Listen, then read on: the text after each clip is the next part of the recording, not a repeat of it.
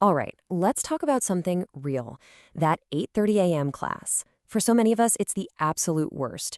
You feel like a zombie, you're barely functioning. But you know what? It doesn't have to be that way. Let's get into how you can actually make it there and maybe, just maybe, not hate it. Yes, that sound. The one you dread most in the entire world, right? It just shatters a perfectly good dream, and then the war begins in your head. Just 5 more minutes, you tell yourself. Just one more snooze. And when you finally drag yourself out of bed late, it feels like you've already failed the day. But here's the thing. What if I told you it's not a personal failure at all? Yeah, really. The secret isn't about having more motivation or more willpower. It's about having a better strategy. Look, if your car won't start, you don't yell at it to be more motivated, right? You fix the engine. Your morning is the same thing. It's a system. And if your system is broken, you just need to fix the parts. And that's exactly what we're going to do. Okay, so section one, your body clock is off. This is the first and honestly the biggest piece of the puzzle. The reason it feels so impossible to just decide to be a morning person is because you are literally fighting against your own biology. You're fighting your body clock. So what is that? It's called your circadian rhythm. It's basically this built-in 24-hour clock that tells your body, hey, it's time to get sleepy now, or okay, time to wake up. It controls all these hormones. And when your class schedule is saying one thing and your internal clock is saying something completely different, well, that's when you feel awful. So the big question is, how do we get them back in sync? You gotta be gentle. You can't just force it. You know how if you try to go to bed an hour early, you just lie there staring at the ceiling? Yeah, that's because your body's not ready. The trick is to just nudge it. All you do is move your bedtime 15 minutes earlier, just 15. Stick with that for a couple of nights, then do another 15. It's so small, your body barely notices, and it just slowly shifts its schedule with you. No fight. Now this next one, this might be the most important rule in the whole playbook. You have to anchor your wake time. And yes, that means on weekends too. I know, it's tough. But when you sleep in till noon on Saturday, you're basically giving yourself jet lag without ever getting on a plane. They actually call it social jet lag. So come Monday morning, your body is completely confused. If you can just keep your weekend wake-up time within, say, an hour of your weekday time, you're doing yourself a massive favor. Okay, here's a super simple but powerful tool. Light. Light is like the master switch for your body clock. The second you wake up, get bright light. I'm talking open the blinds, stand by the window for 5 minutes, whatever. That blast of light basically screams at your brain, hey, the day has started. And the opposite is true at night. An hour before bed, dim the lights, get off the bright screens. You're sending a clear signal. Okay, we're powering down now. It's so easy, but it works. All right, section two. Let's talk about our mortal enemy, the snooze button. It's so tempting, isn't it? You're awake, but that bed is just so warm and cozy. How do we finally defeat this thing? First things first, and this is non-negotiable. Put your alarm across the room. Seriously. If you can reach it without getting out of bed, you've already lost the battle. Forcing yourself to physically stand up and walk a few steps is often all it takes to break that sleepy trance. And if just getting up isn't enough, you can level up. Use an alarm that forces you to engage your brain.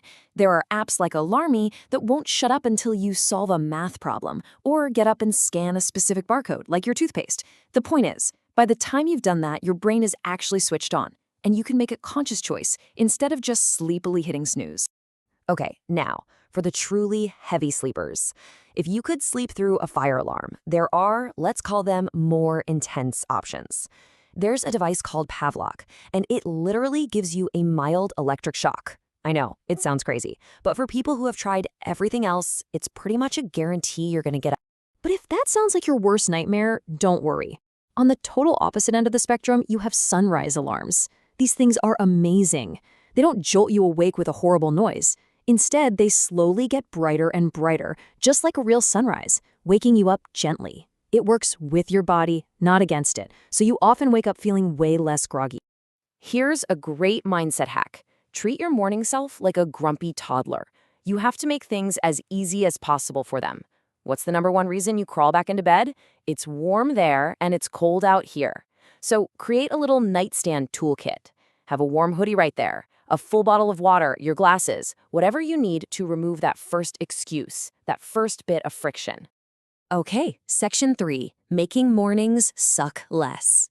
So you're officially out of bed. High five! But now comes part two, actually getting through the morning without feeling like everything is awful. The trick is to build a routine that's so easy you can do it on autopilot. This might sound a little childish, but trust me, it's pure brain science. Reward conditioning isn't just for kids, it's how our brains work. Your brain loves rewards, so if you can connect the painful act of waking up early with something you actually enjoy, you're hacking your own brain chemistry. You're teaching it that mornings can actually be good. And we're not talking about anything huge here. It could be something as simple as a special latte that you only let yourself have on 8:30 class days, or a playlist of your absolute favorite songs that's reserved for mornings. Heck, it could even be 10 minutes of guilt-free TikTok, but only after you're dressed. It's a simple deal you make with your brain. This all comes back to creating a zero-thought morning. Your willpower is like a battery, and when you first wake up, it's super low. Every little decision, what should I wear, what's for breakfast, drains it even more. So do all that thinking the night before. Pack your bag, pick your outfit, prep breakfast. You're basically setting up a little assembly line for your tired morning self to just follow. So let's get into section 4, winning the mind game. Because sometimes you're physically awake, but mentally, you're just not there. The thought of actually going to that class feels like climbing a mountain. This is all about the psychology of it. Here are 2 super quick and crazy effective mind hacks.